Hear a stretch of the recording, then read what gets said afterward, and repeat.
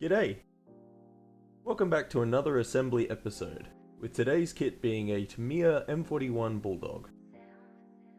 Before I get stoned for not saying the full name, the M41 Walker Bulldog, I'd like to point out that here in Australia, we're pretty lazy and tend to shorten everything and anything that we can. Like a lot of the cheaper Tamiya kits, such as the Panzer II, Leopard and Panther kits, this kit is a reused tool from the 70s, which was a remote-controlled variant as shown on the screen using an image from oldmodelkits.com. This won't affect anything for the finished static model, but it is visible during the assembly of the kit, especially with the clip that holds the deck to the hull later in assembly.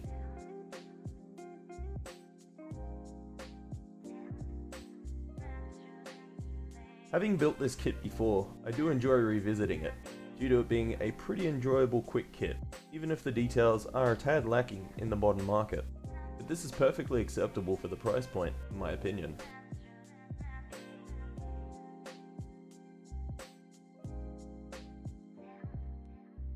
Just as a side note, the Bulldog was the direct successor to a particular favourite of mine, the M24 Chaffee, which will also be a build later on in this channel. It was built between 1951 to 1954 and saw service between 1953 to 1969 with the United States military, and I believe that some smaller countries still even field this beast today. The soldiers in this kit, like a lot more of the soldiers I have that came with tanks, won't see assembly here and will most likely be sold off later on. I generally only tend to buy or use very specific soldiers such as mechanics or non-combat scene pieces, so I don't really have a use for them. While assembling the Bulldog, I thought of what kind of paint scheme I was going to go with on it, and I settled with a basic drab and standard issue, which will be in a later video, and I've potentially landed on the next Bulldog and the AFE Club Kit being New Zealand colours, which a recent restoration in 2017 beautifully restored one in a colour scheme which vaguely reminds me of a Jagdpanther's stripes. Though getting images of the entire vehicle looks like it is going to be a bit of a challenge.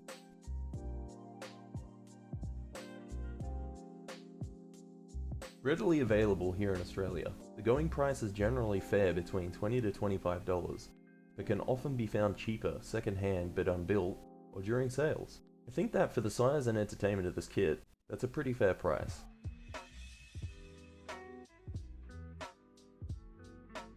I do feel that this is a brilliant introduction kit to the 135 tanks available on the market, and is best used as a practice kit before diving into one of the more various, complex brands of the modern modelling world, such as Riffield, Takom, or Dragon, if you're new to the hobby. Assembling this Bulldog will teach and require you to learn the fundamentals of building tanks, such as sanding seams, trimming flash, filling gaps.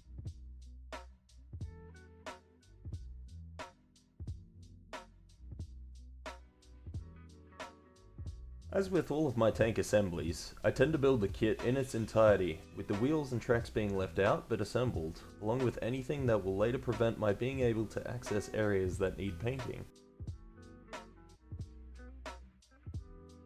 As for the hull, and many hulls, when I'm assembling 135 kits, I like to combine the use of tape with a small bench vise that my foreman had lying around and offered to me for modelling. Having access to the vise has definitely made life much easier for all sorts of things, such as hull work, pressing particularly tight-fitting sections together neatly, and holding larger parts while they dry.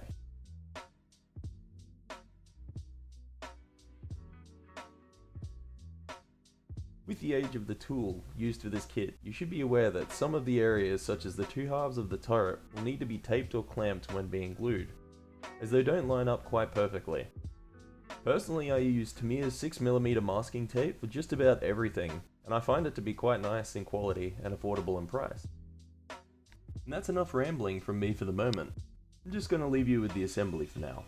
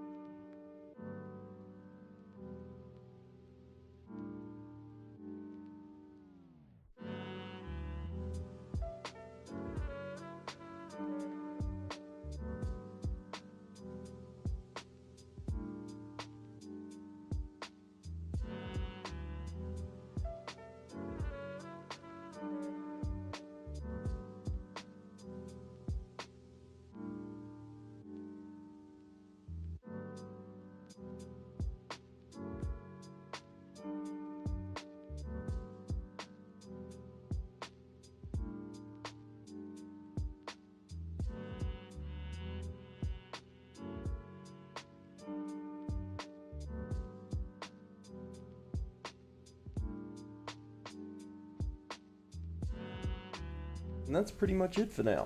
The kit itself is pretty enjoyable, so if you're considering picking this up, I highly recommend it. See you next time. Cheers!